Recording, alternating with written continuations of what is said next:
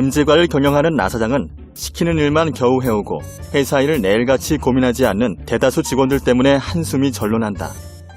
나 사장은 이번 신규 채용부터는 주도성을 중점적으로 살피라고 신신당부했다. 가령 학생회장 같은 리더 경험을 해봤거나 혹은 다양한 활동을 직접 찾아 나서서 한 경우 말이다.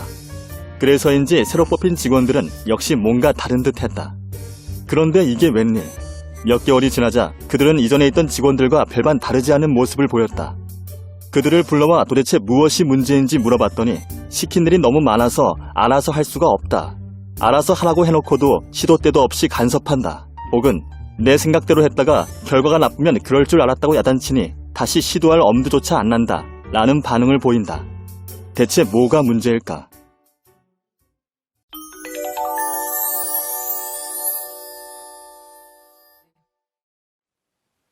안녕하세요. IGM 이계평입니다. 앞선 시나리오에서 나 사장이 원하는 인재를 자기 주도형 인재라고 부릅니다. 주인의식을 갖고 자발적으로 업무를 처리하는 직원들을 말하죠. 그런데 왜 이런 인재들을 뽑았는데도 불구하고 몇 개월 만에 수동적으로 변해버렸을까요? 인사 분야의 권위자인 도널드 캠벌 교수는 이를 주도성 패러독스라고 설명하면서 많은 기업들이 이 같은 상황에 빠져 있다고 말합니다.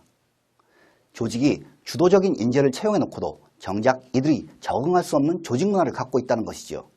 대체 조직의 어떤 모습이 그런 걸까요? 첫 번째 주도성 패러독스는 직원들이 주도적으로 일할 수 있는 여유를 좀처럼 주지 않는다는 것입니다. 사실 회사의 일이라는 게 워낙 빡빡하게 돌아가니까 직원 입장에서는 하루하루 시키는 일만 처리하기에도 벅찬 게 현실이죠. 그런데 이러한 상황이 반복되면 직원들의 행동 패턴은 시키는 대로 움직이게끔 굳어집니다. 여유가 없으니까요. 그럼 회사는 어떻게 해야 할까요? 현실이 그러니까 어쩔 수 없다 여기면 그만일까요? 호주의 소프트웨어 업체인 아틀라시안, 이 회사의 직원들도 매일 과중한 업무를 처리하느라 스스로 생각할 여유를 갖지 못했죠. 이에 회사는 직원들이 하루 동안 업무를 손에서 놓고 혁신 아이디어를 마음껏 실험해 볼 수 있는 페덱스 데이를 만들었습니다. 왜 페덱스 데이냐고요? 배송업체 페덱스가 하룻밤 사이 고객이 맡긴 물건은 뭐든지 운송하듯 하루 동안 무슨 실험이든 하고 난 후에 그 결과를 저녁 늦게 동료들에게 전달한다는 뜻입니다. 결과는 어땠을까요? 단 하루 동안인데도 불구하고 정확한 문제 파악과 이를 개선할 기상천외한 아이디어가 쏟아져 나왔습니다. 그리고 더 중요한 것은 직원들이 일상으로 돌아온 후에도 이런 문제는 다음 페덱스 데이에 풀어봐야겠군 하는 식으로 스스로 고민하기 시작했다는 것이지요.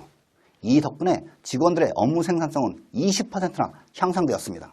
자, 현실이 여유가 없다고 직원들이 주도성을 발휘할 기회가 전혀 없는 것은 아니죠. 아틀라시안이라는 회사처럼 여유 시간을 의도적으로 내주는 제도를 만들어 실행해 보십시오.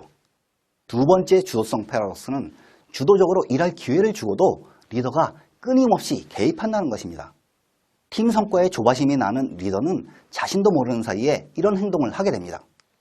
이때는 설사 업무가 성공적으로 끝나더라도 직원들은 스스로 업무를 해냈다는 성취감을 느끼지 못합니다. 그렇다면 리더는 모든 일을 뒷짐만 지고 바라만 봐야 할까요?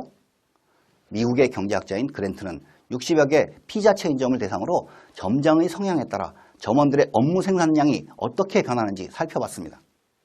이때 점장의 성향은 크게 두 종류, 해야 할 일을 하나하나 알려주는 경우와 다소 느슨하게 관리하면서 직원들을 다독여주는 경우였죠. 성과는 어땠을까요? 후자의 경우 직원들의 생산성이 훨씬 높았고 매장의 수익 또한 14% 정도 더 높았습니다.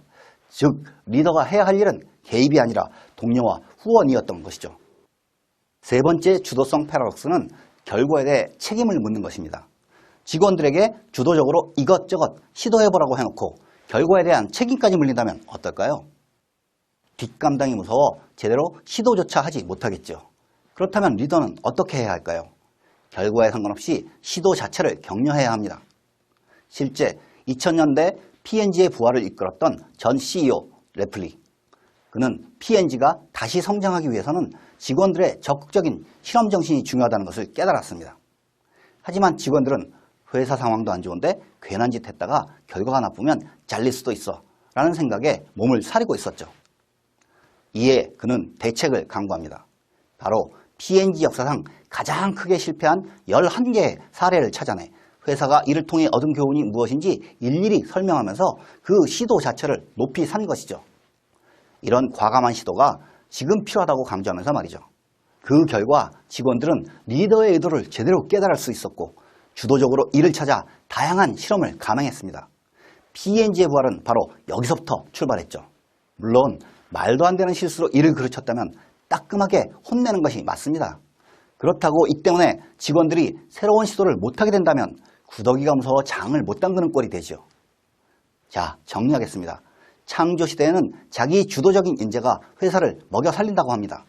만약 앞선 시나리오의 나사장처럼 주도적인 인재들을 채용해 놓고선 이들이 주도성을 제대로 발휘할 수 없게 만든다면 너무나 안타까운 일이겠죠. 바로 지금 우리 기업은 어떤지 다음 3가지 질문을 던져보시기 바랍니다. 첫째, 직원들이 주도적으로 일할 여유를 주긴 했는가? 둘째, 기회를 주고도 끊임없이 개입하고 있진 않은가? 셋째, 주도적으로 일하게 해놓고 결과에 대해 책임을 묻진 않았는가? 하고 말입니다.